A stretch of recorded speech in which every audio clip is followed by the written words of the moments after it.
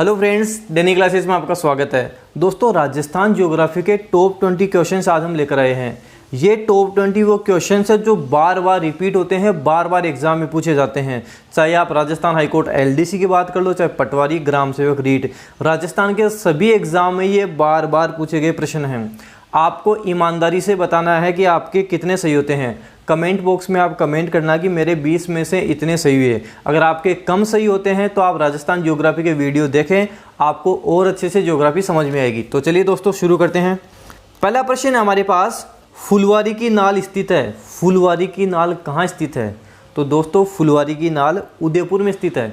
केवड़ा की नाल और फुलवारी की नाल ये कहाँ है? उदयपुर में स्थित है। मैंने पिछले ही वीडियो में सब कुछ आपको अच्छे से बताया था।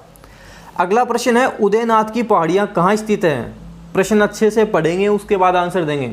उदयनाथ की पहाड़ियाँ कहाँ स्थित हैं? तो दोस्तों, उदयनाथ की पहाड़ियाँ अलवर में स्थित हैं। उदयनाथ की पहाड़ियाँ अलवर में स्थित हैं। अगला है, अरावली पर्वतमाला का गर्भ किसे कहा जाता है? अरावली पर्वतमाला का गर्भ या अरावली पर्वतमाला का पिता हम किसे कहते हैं? तो दोस्तों, इसका पिता हम अरब सागर को कहते हैं, क्योंकि वास्तविक में देखा जाए तो अरावली पर्वतमाला की जो रियल में उत्पत्ति होती है वो अरब सागर से ही होती है।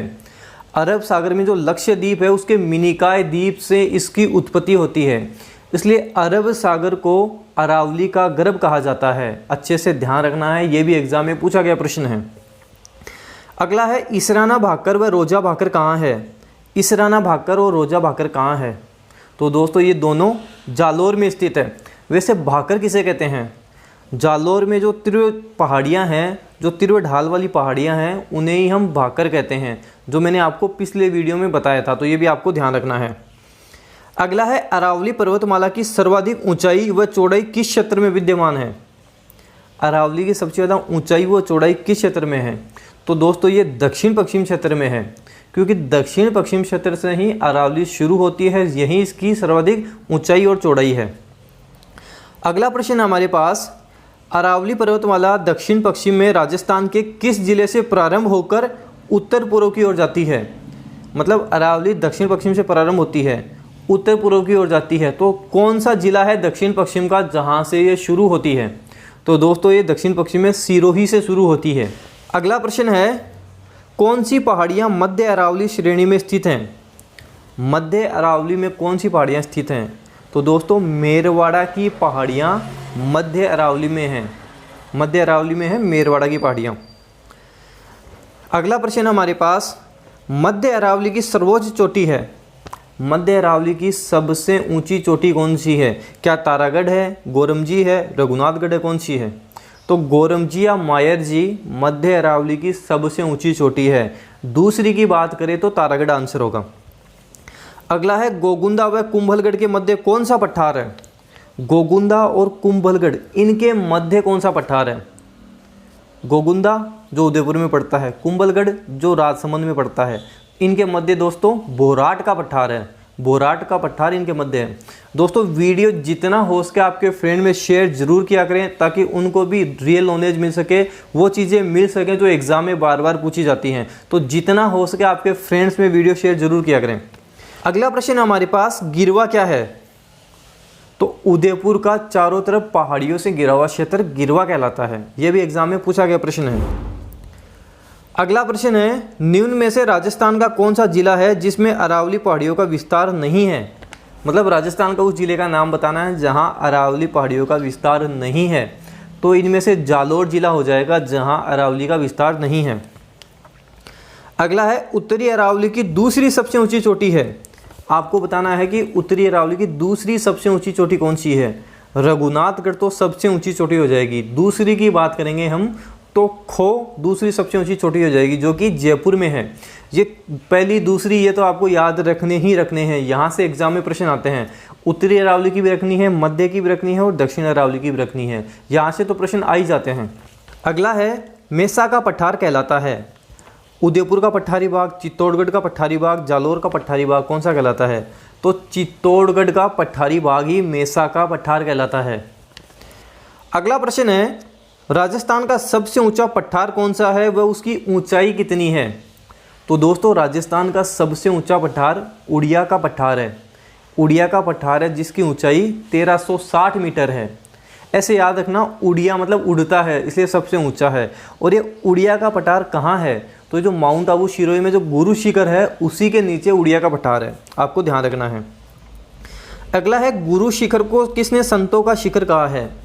गुरु शिखर को किसने संतों का शिखर कहा था? पिछली ही क्लास में मैंने ज्योग्राफी में आपको बताया था, अगर आपने ध्यान से देखा है तो आप आंसर कर दोगे। इनमें से कोई नहीं इसका आंसर होगा, क्योंकि कर्नल जेम्स टोड ने गुरु शिखर को संतों का शिखर कहा था। कर्नल जेम्स टोड ने गुरु शिखर को संतों का शिखर कहा था। अगला है, अरावली किसका अवशेष है? ये तो आपको गलत करना ही नहीं चाहिए। अगर ये प्रश्न आपको नहीं आता तो आप ज्योग्राफी शुरू से ही पढ़ें, काफ़ी आसान प्रश्न है, ये आना ही आना चाहिए। अरावली गोंडवाना लैंड का अवशेष है। अरावली गोंडवाना लैंड का अवशेष है, काफ़ी बार मैं आपको बता चुका हूँ। अगला है, अरावली पर्वतमाला की राजस्थान में कुल लंबाई कितनी है? अरावली पर्वतमाला की राजस्थान में कुल लंबाई कितनी है? राजस्थान में 550 किलोमीटर कुल लंबाई है। टोटल लंबाई की बात करें तो 692 किलोमीटर, लेकिन राजस्थान में 550 अर्थात 80% राजस्थान में है। अगला है, अरावली पर्वतीय प्रदेश की समुद्र तल से औसत ऊंचाई कितनी है? जो अरावली पर्वतीय प्रदेश है इसकी वर्तमान में समुद्र तल से औसत ऊंचाई कितनी है? तो 930 मीटर इसकी वर्तमान में समुद्र तल से औसत ऊंचाई है। अंतिम प्रश्न है दोस्तों हमारे पास, निम्न कथनों पर विचार कीजिए। 4 कथन है, आपको बताना है कौन सा सही है कौन सा सही नहीं है। पहला है, अरावली मरुस्थल के पूर्वी विस्तार को रोकता है। अरावली मरुस्थल के पूर्वी विस्तार को रोकता है, बिल्कुल सही बात है। अगर अरावली नहीं होती तो मरुस्थल का विस्तार और ज़्यादा होता।